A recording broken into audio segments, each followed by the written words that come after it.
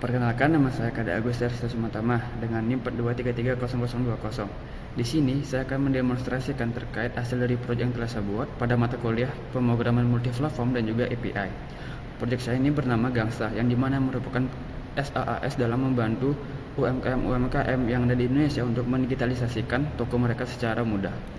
Pada Gangsta memiliki 3 role utama. Yang pertama adalah role partner. Role partner memiliki fungsi untuk manajemen toko mereka secara digital, baik dari segi manajemen cabang, manajemen order, manajemen menu, dan juga manajemen table dan lain-lain. Role kedua merupakan role customer, di mana role customer ini berfungsi untuk melakukan orderan secara mandiri atau self-service. Selain itu juga ada fitur untuk payment gateway dan juga fitur untuk tracking bagaimana status pesanan mereka sedang berjalan dengan menggunakan WebSocket. Yang ketiga merupakan role admin. Role admin berfungsi untuk mengatur, mengawasi, dan juga manajemen keseluruhan ekosistem yang ada pada aplikasi secara global. Oke, pertama saya akan membahas terkait Flutter arsitektur. Pada proyek saya ini, saya menggunakan arsitektur Client Architecture yang dimana membagi 3 fokus layer, yaitu layer data, layer domain, dan juga layer presentation. Yang pertama itu layer data. Layer data terdapat 3 sublayer lagi, yaitu data source, model, dan juga repositories. Data source berfungsi sebagai penghubung antara aplikasi dan juga server. Jadi pemanggilan API ke server dilakukan di sini, di-initiate semua di sini. Selanjutnya ada model. Model berfungsi untuk mengubah data yang dikirim atau diterima oleh data source ini dari API server menjadi sebuah objek yang nanti siap digunakan. Sublayer yang ketiga itu repositories. Repositories berfungsi sebagai penyedia data yang nanti akan digunakan oleh domain. Jadi data yang diterima oleh data source ini nanti akan disiapkan atau diinitiate di sini sehingga nanti tinggal dipanggil saja. Layer kedua adalah layer domain. Layer domain memiliki 2 sublayer, yaitu entities dan juga repository. Repository berfungsi sebagai kontrak atau interface di mana mendefinisikan kebutuhan pada sistem, mendefinisikan operasi yang ada pada sistem itu apa saja, seperti update user, create user, ataupun get user. Nah, setelah layer ini ada namanya layer entity, di mana layer entity ini fungsinya untuk memfilterisasi data apa saja yang dibutuhkan oleh aplikasi untuk berjalan, seperti data ID, name, dan data yang tidak diperlukan yang dikirim oleh backend atau server itu nggak dipakai karena nggak didefinisikan di entity. Oke, layer ketiga merupakan layer presentation, di mana layer presentation memiliki 3 sub layer, yaitu controller, page, dan juga stage. Pada controller berfungsi untuk penghubung antara UI dengan domain layer. Jadi di mana pada controller ini berfungsi untuk menangani aksi dari pengguna, setelah itu memanggil repository untuk mendapatkan data dan juga mengelola state. Contohnya pada blok kode ini, di mana di sini fungsinya untuk memanggil semua user, memanggil repository untuk mendapatkan data user dan juga memfilterisasinya. Oke. Selanjutnya pada sublayer state berfungsi sebagai penyimpan data yang diterima dari controller. Jadi nanti data yang diterima akan disimpan di bagian state.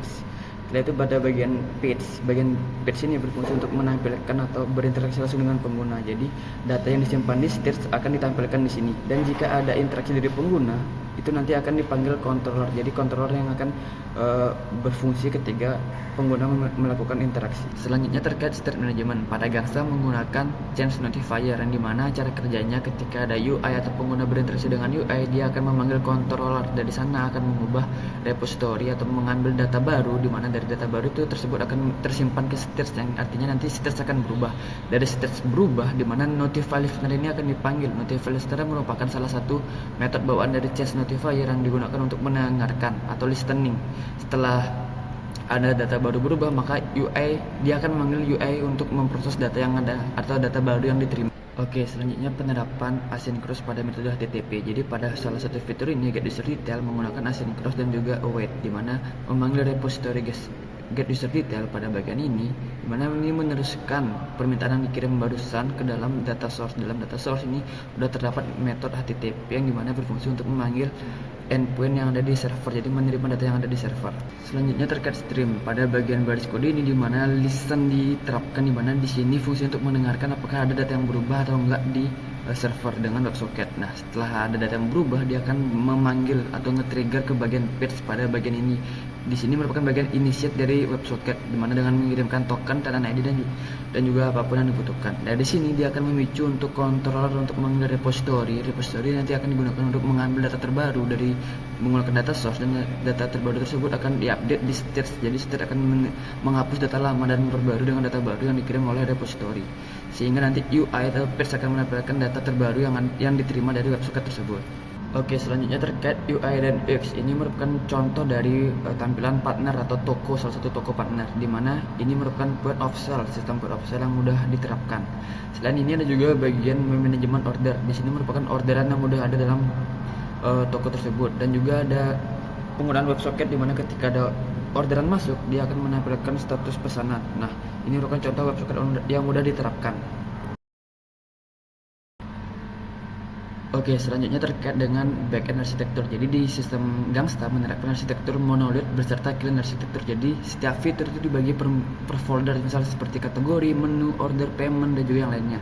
Di sini saya akan membahas terkait user management. Jadi dalam satu folder itu ada 5 layer. Ada layer delivery, domain, DTO, repository, dan use case. Dan dimana masing-masing itu mempunyai tugasnya sendiri. Yang pertama domain. Domain merupakan dimana inti sebuah kontrak, yang dimana kontrak dari bisnisnya apa saja yang boleh ada di dalam domain tersebut. Selanjutnya ada delivery. Delivery merupakan tempat di mana respon dan request dilakukan dari klien. Misal kalian request itu masuk ke delivery sebelum dikirim ke database.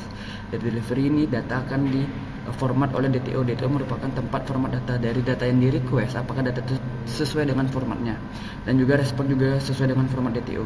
Selanjutnya ke use case. Use case merupakan logic bisnis dari data yang diterima, mana yang boleh disimpan ke database, mana yang nggak boleh disimpan ke database, itu semua di use case sebelum masuk ke repository. Nah, di repository merupakan tempat di mana backend itu langsung berkomunikasi dengan database. Jadi database pada Gangsta menggunakan Supabase. Jadi di mana nanti repository ini akan langsung menghubungi Supabase untuk menyimpan data, insert data, get data, ataupun delete data. Oke, selanjutnya terkait dokumentasi API. Di sini menggunakan standar API menggunakan Swagger, di mana ini merupakan list-list endpoint yang udah ada, list-list API yang udah ada, dan menggunakan out JWT token sebagai authorization-nya. Nah, di sini merupakan contoh payload login, di mana login sebagai admin menggunakan payload seperti ini, credential seperti ini. Ketika di execute, dia akan menghasilkan sebuah access token dan juga request token, di mana access token ini nanti akan digunakan sebagai alat authorization dan juga authentication untuk mengakses seluruh endpoint yang khusus untuk role tersebut. Jadi ini merupakan role dari admin, di mana dengan authorization dari admin, JWT token admin, dia akan bisa mengakses semua endpoint yang dikhususkan untuk admin. Seperti salah satu endpoint get all tenant yang ada di sistem saya, sistem Gangsta, ini menampilkan seluruh daftar tenant yang ada dengan Swagger. Selanjutnya terkait WebSocket. Nah, pada bagian baris kode ini merupakan di mana registrasi WebSocket atau handshake dilakukan dengan tetap memasukkan JWT token yang ada sesuai dengan role-nya masing-masing. Jadi ini JWT token akan tetap digunakan dengan pada WebSocket. Selain itu ada juga di mana ketika user udah berhenti menggunakan WebSocket atau close WebSocket, dia akan memanggil fungsi unregister, gimana ini fungsinya menghapus koneksi dari daftar memori dan juga memanggil close, dimana ini fungsinya untuk memastikan server terhindar dari kebocoran memori yang berlebihan gitu.